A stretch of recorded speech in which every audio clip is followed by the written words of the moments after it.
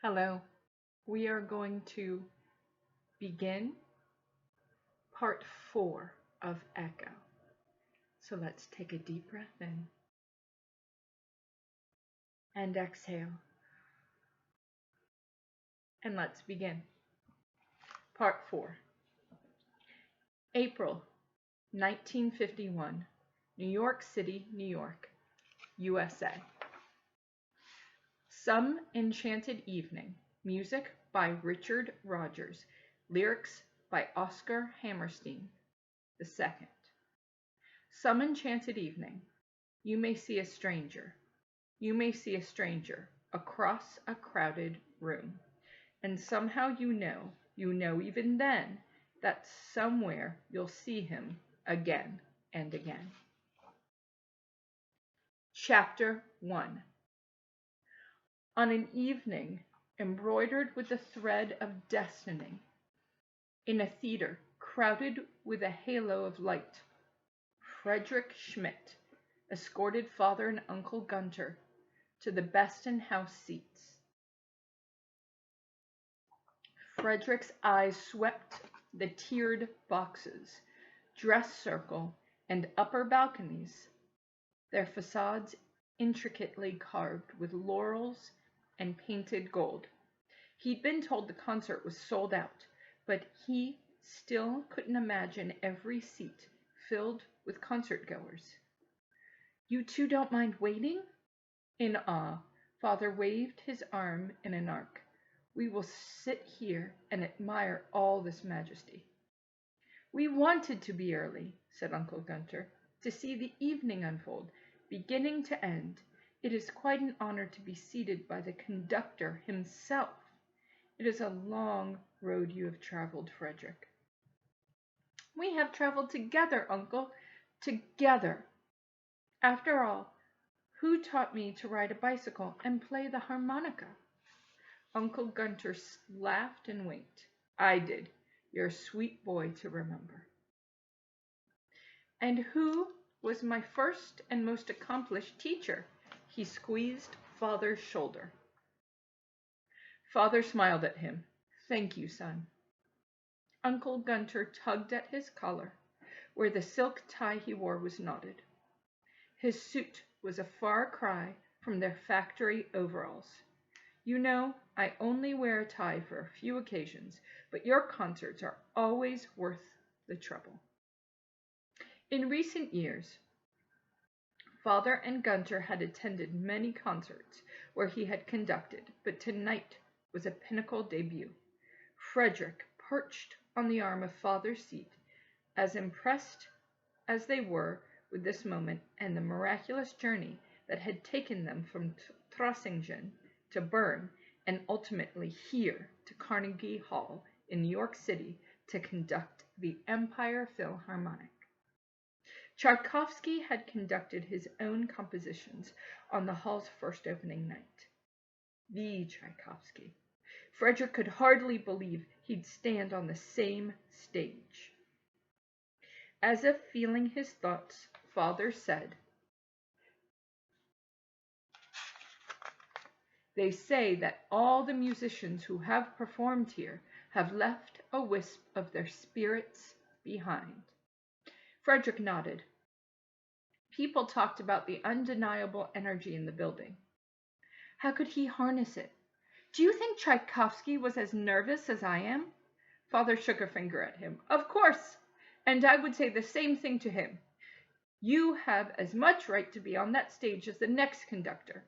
Just put one foot in front of the other and look up." Frederick patted Father's shoulder and smiled. "I'll remember." On stage, the musicians' chairs sat empty in several large semicircles, waiting. A concert grand piano guarded the left of the stage. Father put a hand on Frederick's. "It is difficult to believe we are here. It seems like yesterday. We were in Trossingen. I only wish—" "I know, Father," whispered Frederick. "I miss her too." Frederick knew Father still held out hope that he would one day see Elizabeth again. He'd never stopped writing to her so she wouldn't forget the sound of his voice. Not during the war, when she had remained a devoted nurse, even caring for soldiers in a prison of war camp, or in the years following, when she worked in a pediatric hospital in eastern Berlin. Frederick wrote, too, especially when the opportunity to move to America was arranged. He had begged her to join him and Father and Uncle Gunter for a chance at a new life in a new country. She refused, saying she'd found her true calling. Still, Frederick couldn't help but continue to hope that he, like his brave imaginary friend Hansel, could one day lead his sister to their father, and that someday they'd all be together once more.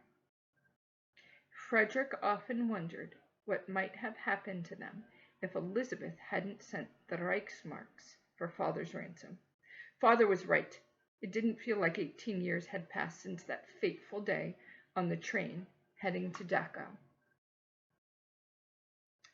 The engine had already started to chuff. Frederick had heard the music to Tchaikovsky's Sleeping Beauty Waltz and pretended to conduct, infuriating the two officers, Eiffel and Faber. As they tried to march him off the train, calling Frederick a lunatic and promising to lock him away, the whistle blew, long and incessant. The train lurched forward and began to move. Eiffel and Faber shoved him aside, scrambled to the door, and leapt to the platform as the train ticked over the rails, leaving them far behind. Uncle Gunter had been right about the holidays. More people traveling. The trains were crowded, everyone held packages, and seemed more preoccupied with the season than a self-conscious boy gripping his father's future on his way to Dachau. After the commandant listened to Frederick's appeal and examined the box of cookies, he accepted the package and sent for Father. Frederick tried not to look alarmed when he saw him. In a little over a month, Father had gone from energetic and strong to weak and frail. He dragged one leg, seemed disoriented.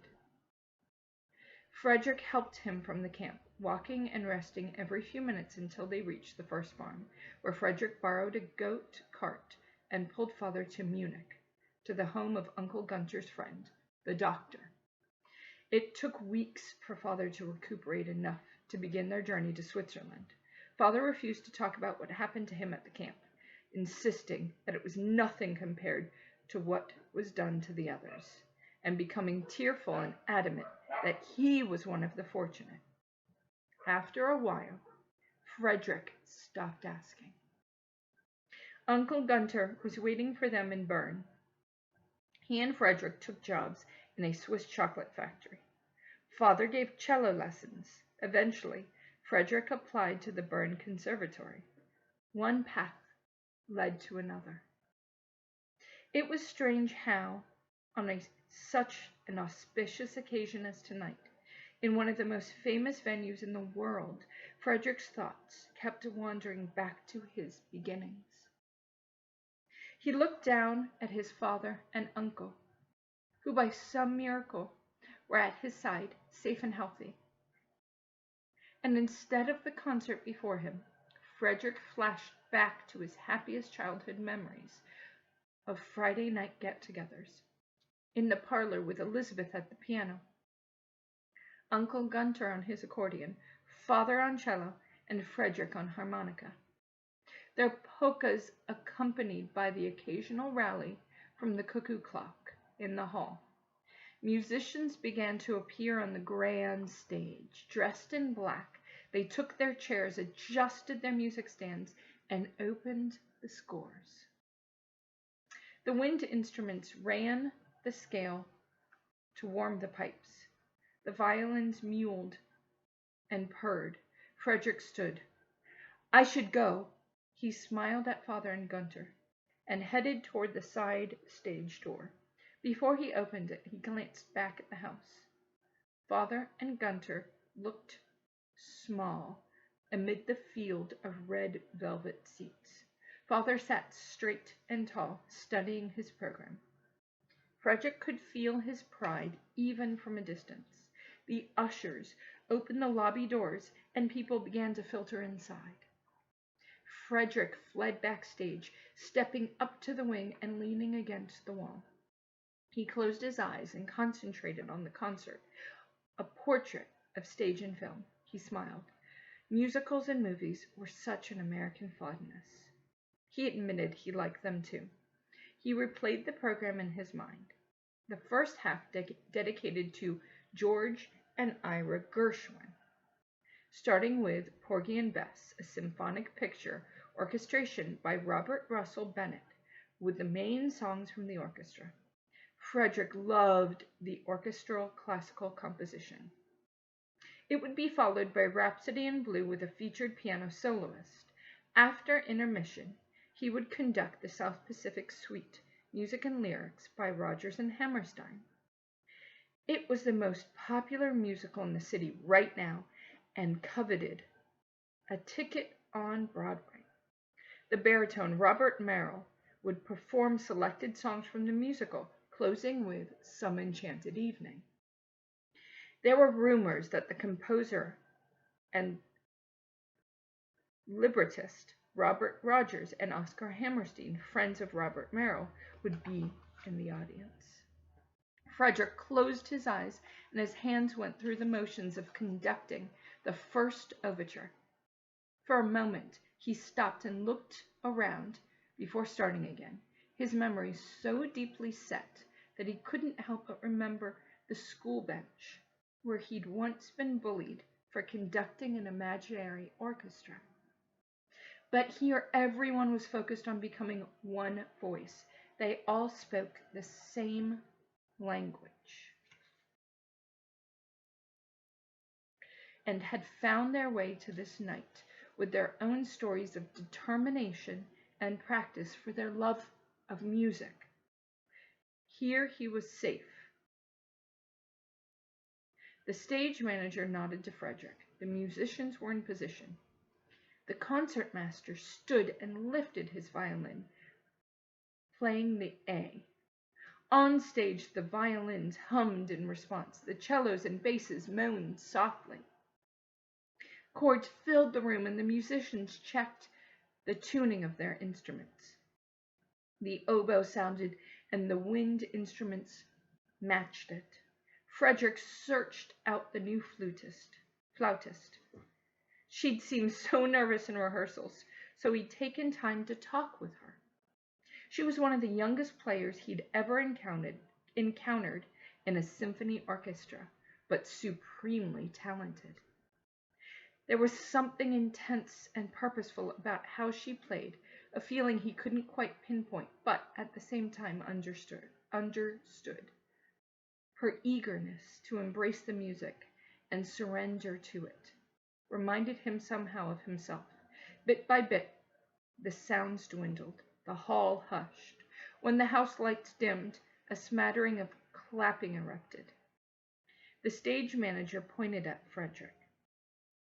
Although he'd long come to terms with the birthmark on his face, and even refused the heavy stage makeup that some managers offered him, Frederick still hesitated for a few seconds in the wing, wanting and dreading to walk on stage. Every performance in front of an audience was always a journey fraught with the unknown. He whispered the good luck phrase he always said before he headed to the conductor's podium. The same words he'd whispered to his harmonica. That day, he'd polished it and sent it out into the world. Gute Reise, safe travels. He strode on stage and was met by a wave of applause. Frederick picked up his baton and raised his arms, poised to give a slight flick of the wrist to the percussionist.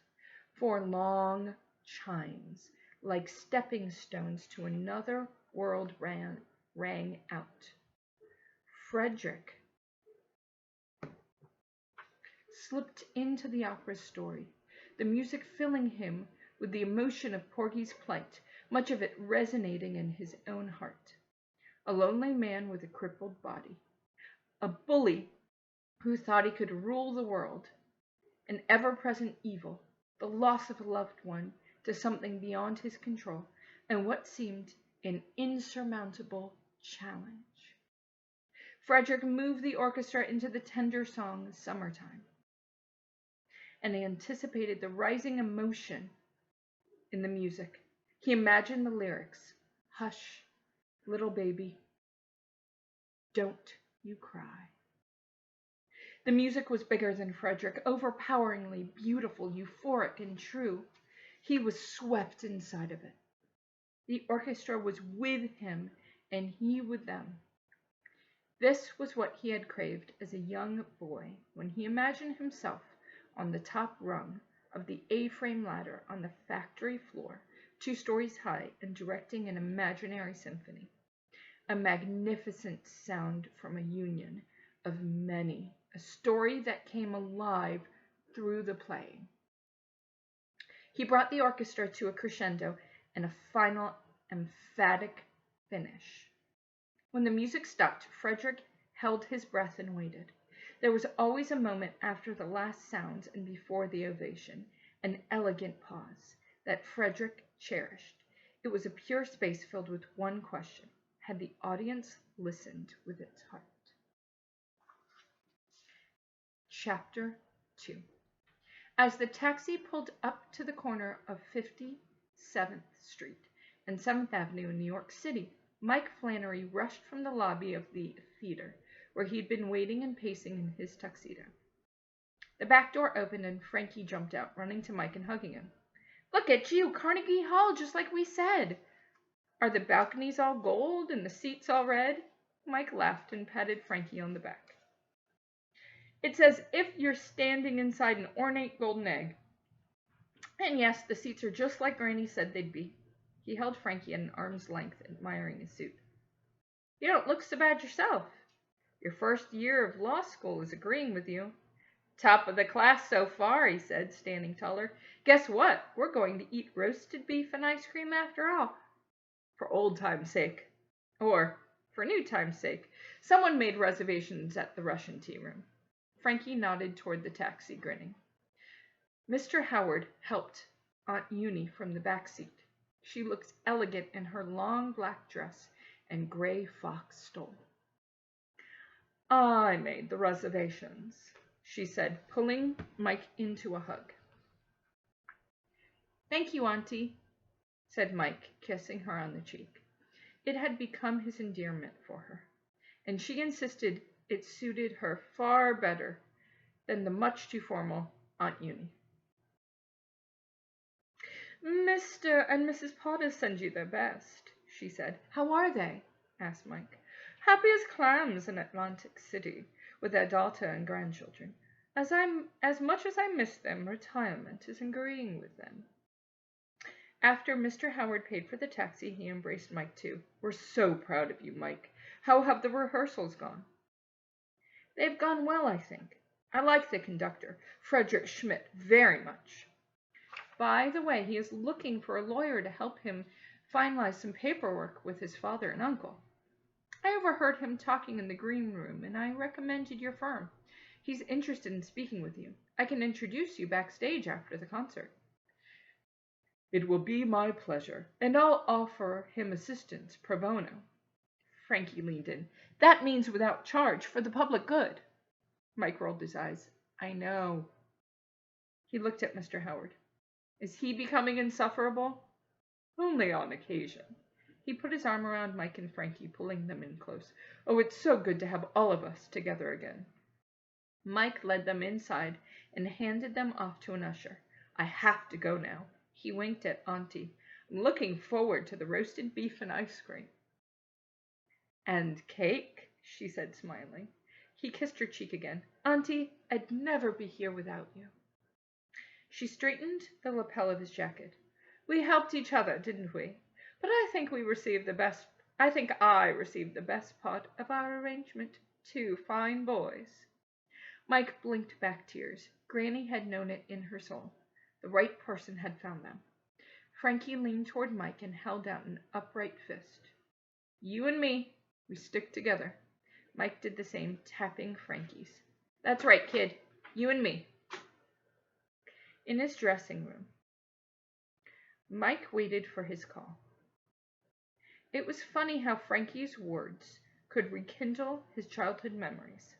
Granny telling them all about Carnegie Hall, the cellar at Bishop's, and the night that he and Frankie tried to run away. It turned out that all those years ago, he'd been wrong about Auntie. She had wanted them. Mike had been mistaken about the papers he'd seen on her desk. The appeal for the reversal of their adoptions had been approved and the papers sent to her, but they wouldn't have become legal unless she signed them, which she never intended to do. When Mike had confronted her that day in the library, his love for Frankie had shined a light on her heart. She ceremoniously burned the papers in the fireplace the day after Mike's fall from the tree, when by some grace nothing more than the wind was knocked out of him. Mike, Frankie, Mr. and Mrs. Potter, Auntie and Mr. Howard. They never called him anything than Mr. Howard, even after he and Auntie married. Moved to his house on the corner. The best, not the worst, had happened to him and Frankie. Mike was invited to join Hoxie's band, and he did for 1 year. Mr. Potter had been overjoyed and continued to be his coach. Then, as the piano consumed Mike's interest and time, he began to think about leaving the band.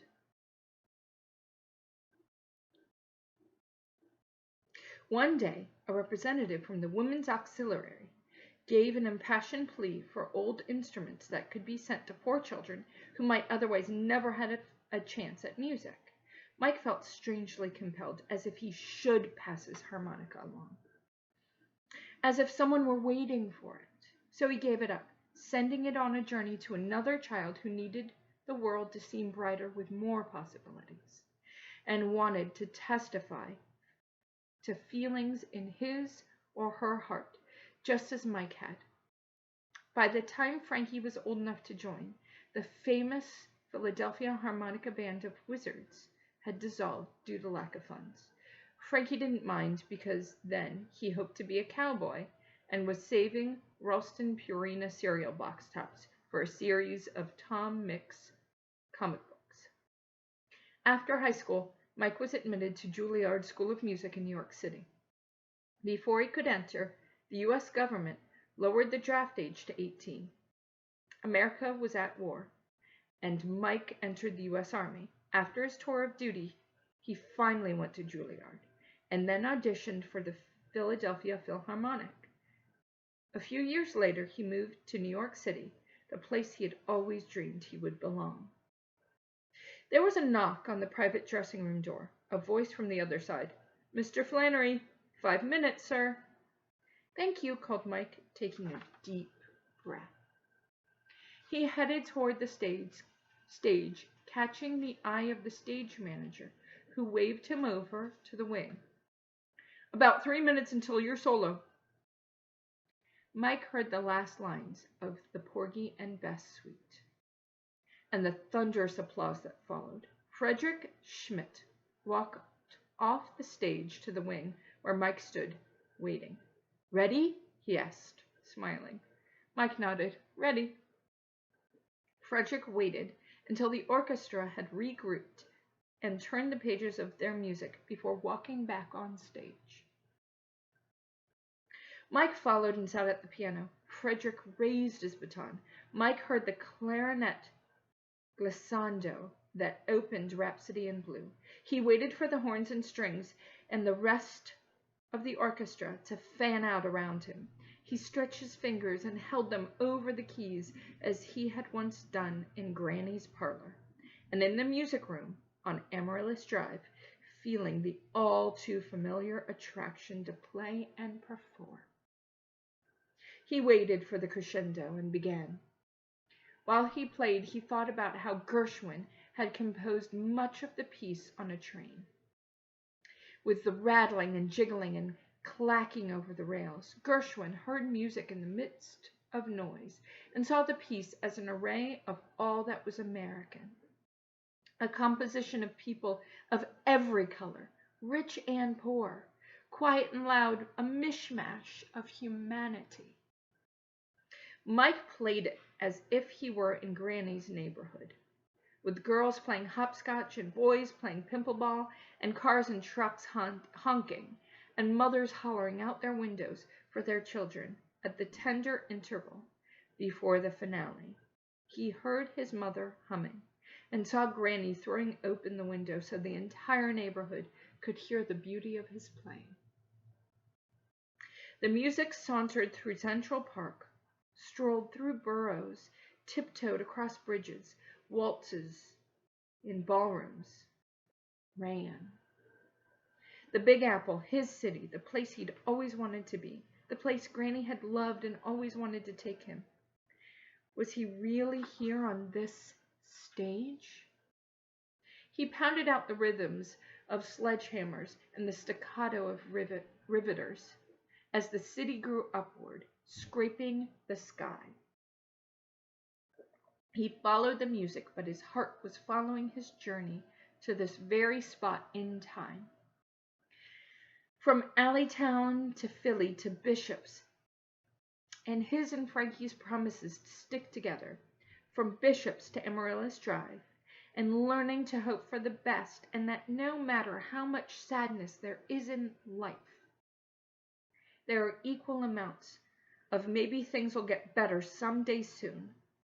From Hoxie's Philadelphia Harmonica Band to the U.S. Army to Juilliard to this piano bench in Carnegie Hall, where, for one moment, with any luck, the audience's heart and the world would stand still. The conductor wrapped the orchestra around him, and together they brought the audience to their feet. Mike slid from the piano bench, took a breath, and bowed as the applause embraced him. Above all the cheers, he heard Frankie's calling out, "Bravo! Bravo!" Chapter 3. Backstage during intermission in the green room, Ivy looked in the mirror and smiled at herself with relief. She had made it through the first half of her concert debut with the orchestra. If only Fernando could have been here to walk her to the theater. Like the many times he had walked her to her first day of school, she might not have been so nervous.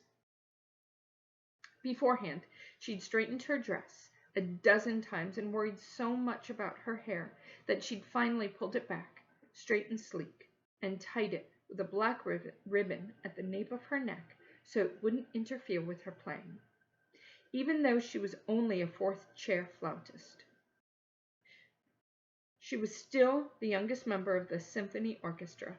Everyone had been so kind and supportive, and the conductor himself had taken her under his wing. She wished Mama and Papa could be here tonight. With the travel time by train, though, it was too far for Papa to leave the farm. And Fernando needed Mama right now. They all sent Ivy flowers in their love. As much as Papa had come around to appreciating Ivy's gift for the flute, it had still taken Fernando to convince him to let Ivy pursue a career in music. Papa couldn't figure out how Ivy might support herself, but Fernando persisted. He said it was a great honor to have a musician in the family. He said that when Ivy played, it made people happy and helped them forget their troubles for a short time. He told Papa that without music, it would be a sad world, and he would have given anything to hear something as beautiful as an orchestra playing when he lay on the battlefield, not knowing whether he would live or die or ever see his family again. All those years ago, the boy on the bicycle stood at their door and delivered a telegram. Fernando had been wounded in action while rescuing a fellow soldier on the minefield and lost 2 fingers in the explosion. He was discharged from the army with honors for his bravery. He came home to Orange County to put down roots and married Irma Alapisco, the 3rd grade teacher at Lincoln Annex, which, in 1945, due to hard work and perseverance of parents, had been combined into one school with Lincoln, Maine. Fernando and Irma were due to have their first baby any day.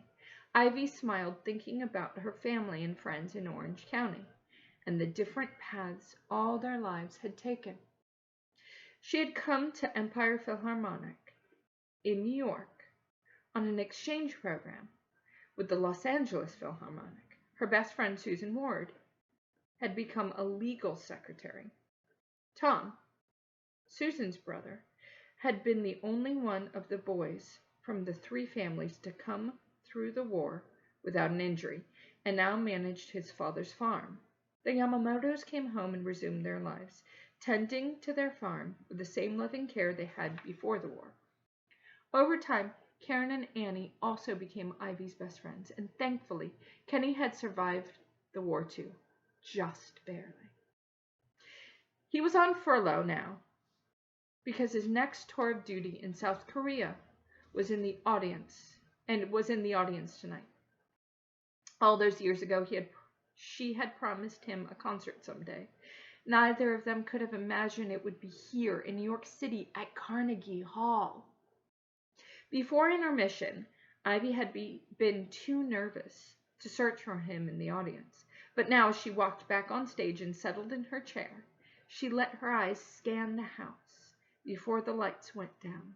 Kenny was easy to spot in his blue dress uniform. He was studying his program, then glanced up, caught her eye, and grinned. She blushed and her heart swelled when she thought of all the things he had done for her and her family, deeding Papa the land and house after the war, finding her a master flute teacher, helping Fernando find a job as an electrician. She picked up her new flute, a recent gift from Kenny. She had argued it was too grand a gift, but he insisted it was long overdue. First, because he'd promised that day at the train station to someday return the harmonica to her, and he never did. He now kept it, and his Purple Heart, in the box with his father's World War I medals. And second, because she'd saved his life.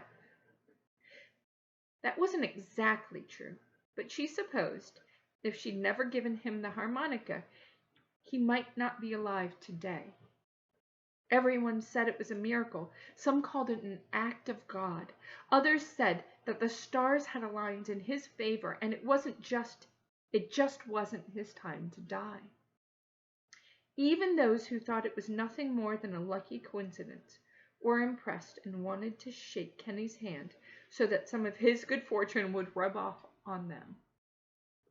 By now, Ivy heard the story so many times she could recite it. Oddly, she never tired of hearing the mysterious tale.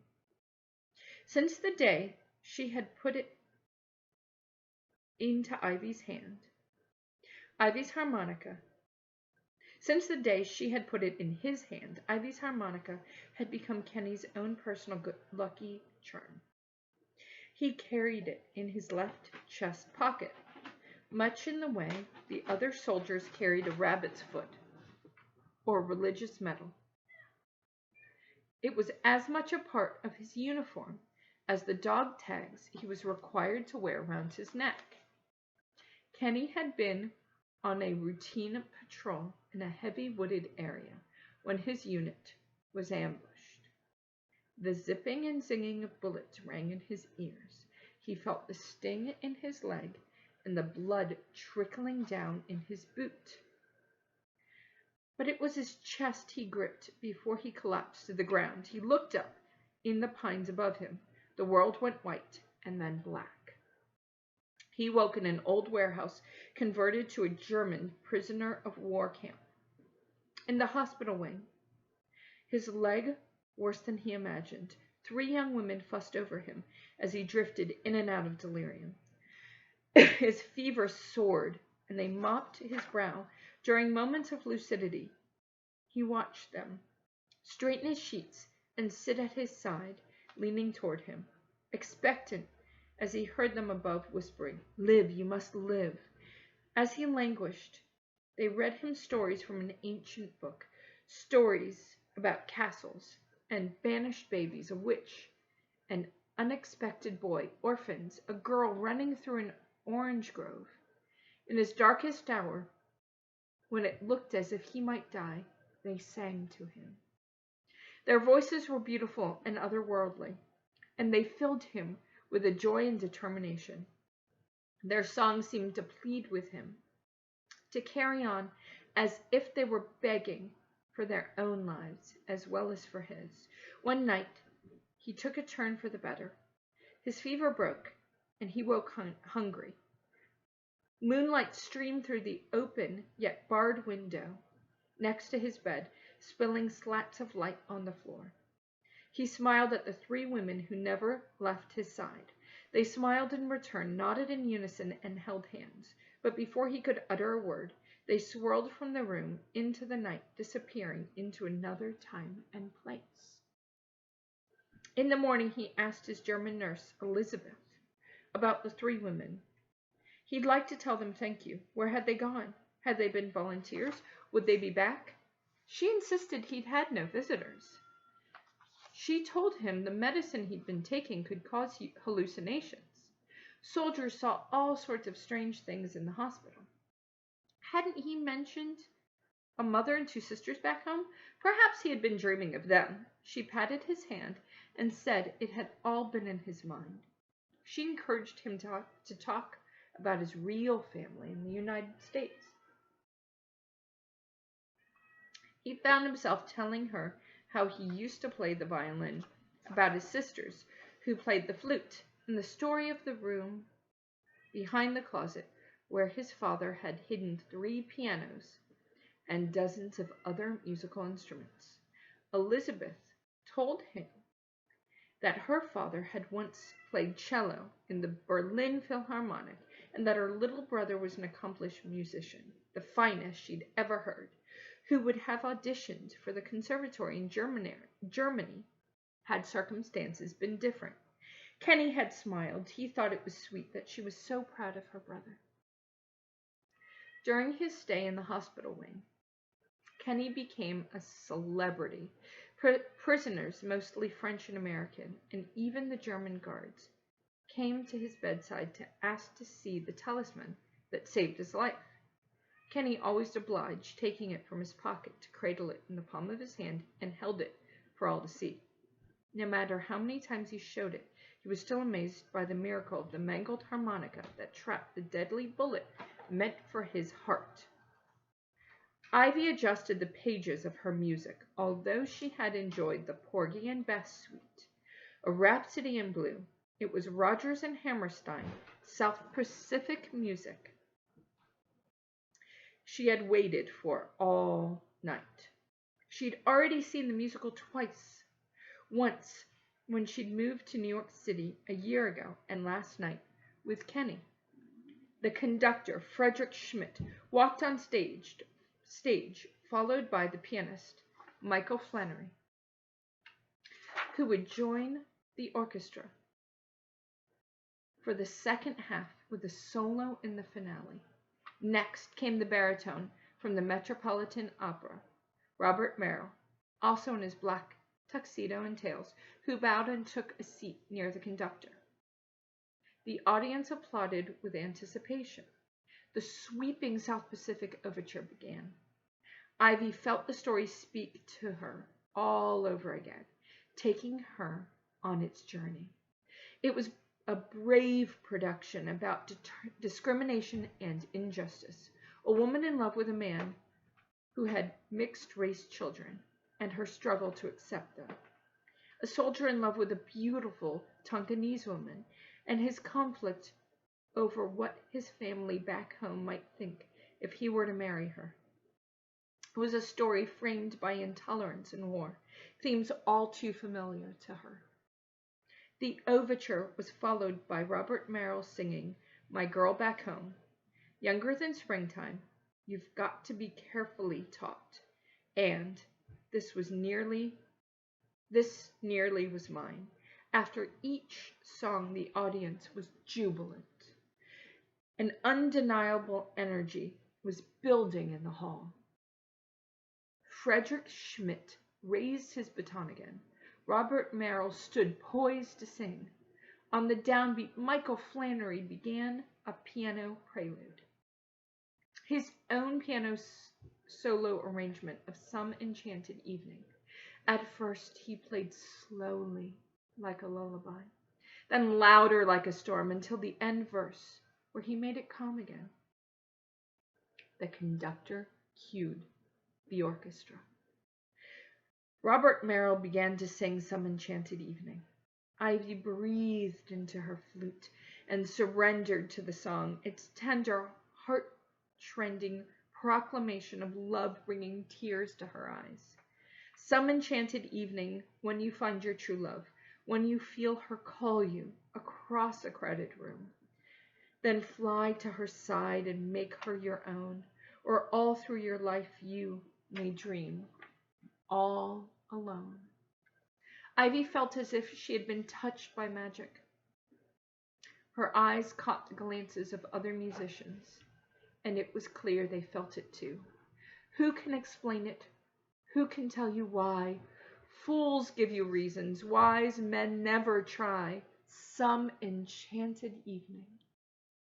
Tonight there was a brilliance in the hall, a communication of spirits, as if Ivy and the conductor and the pianist and the orchestra and everyone in the audience were one, breathing in and out to the same tempo, feeling one another's strength and vision, filling with beauty and light, glowing beneath the same stars, and connected by the same silken thread.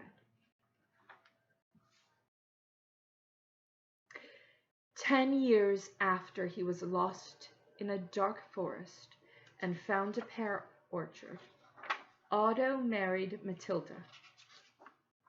After all, she had always believed in him. It took many years, but finally they had a baby named Annalise, who was born crippled. When it became clear she would never walk without difficulty, the local doctor recommended that Otto and Matilda confine her in an asylum with other unfortunates. But they could not bear the idea. They tried every potion and poultice, and sought out one doctor after another. Soon Otto was in debt. He was forced to sell their small cottage in the country and move his family to an apartment in the village. He took a job as a tuner in a shop where musical instruments were made. Over the years, he had somehow acquired the ability to detect perfect pitch, and customers began to ask for only him. Soon his employer became jealous of his talent and notoriety and dismissed Otto from the shop. With no job, a sick daughter, and a wife who deserved better, Otto became despondent. After wandering the streets of the village before dawn, worrying. One morning he saw a notice in a shop window. The great harmonica factory in Trossingen was seeking craftsmen who would produce a high-quality mouth harps. Makers could submit a sample for consideration on a given day. Could this be his chance? Was he even capable? He had to try. Otto worked day and night at the kitchen table, making a model, sanding the pear wood comb, stamping the reed plate, and meticulously tuning the instrument to match the sound of the harmonica he so loved, the one Einswein and Drei had baptized with their breath all those years ago. A week later he wrapped the instrument in a tea towel, put it in his pocket, and left by horse and wagon for the factory town. When he arrived, men from all over the region had already lined up with their harmonicas. Otto felt his stomach sink. How would he be judged against so many able craftsmen? The owner of the harmonica factory was particular, and Otto watched with dismay as most of the instruments were refused and the makers turned away. More than once he noticed men blotting tears because their work had not measured up to the owner's standards. He prepared his heart for disappointment. But when the owner examined and played Otto's harmonica, not only was he astounded by the quality and the tone, he placed a special order. I need 13 one for each of the managers of my departments, so that they too might hear and appreciate this excellence. If you can deliver all of them within a month, your harmonicas are as superior as I've seen and heard today. I would like to set up a shop for you in your village." Otto was overjoyed. He thought he would be able to honor his debts. He might buy back his cottage, but most of all, he and Matilda would be able to care for their precious Annalise. Otto rode home, happy and determined. The evening before Otto was to deliver the order, he sat at the kitchen table, assembling the last of the instruments. The house was quiet, and the hour was late. His wife had retired long ago. His beautiful daughter slept on a cot next to him.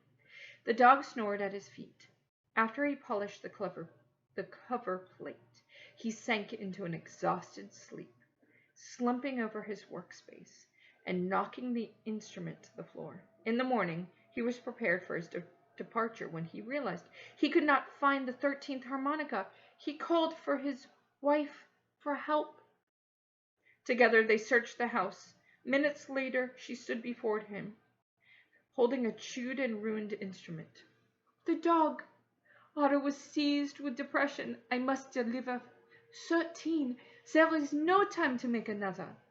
He paced and fretted until his eyes landed on the harmonica Eins, Zwei, and Drei had once played, the one against which he measured the look and sound of all the others. Could he part with it? He picked it up and turned it in his hand. He imagined the three sisters within the circle tree opening the book.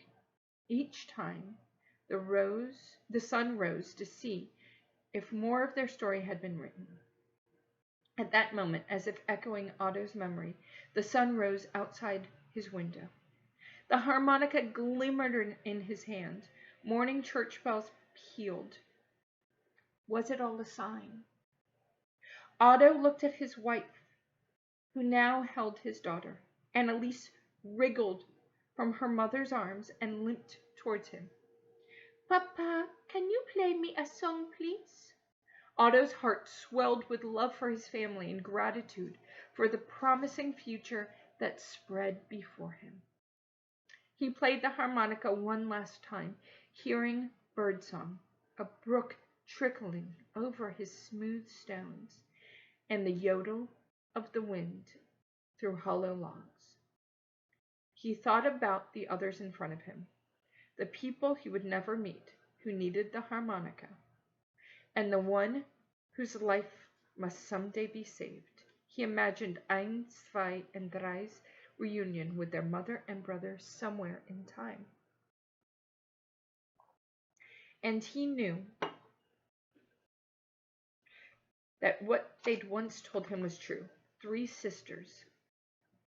three sisters, Otto, and all the players who would one day breathe in and out of this unusual instrument were joined by the silken thread of destiny. It was time to pass the mouth harp to another. With a tiny brush, he tilted the harmonica and drew a small red M on one side of the pear wood. M for messenger. At the precious instant when Kenny Yamamoto lived instead of died, the witch's spell broke and doubt was eclipsed by enchantment once more.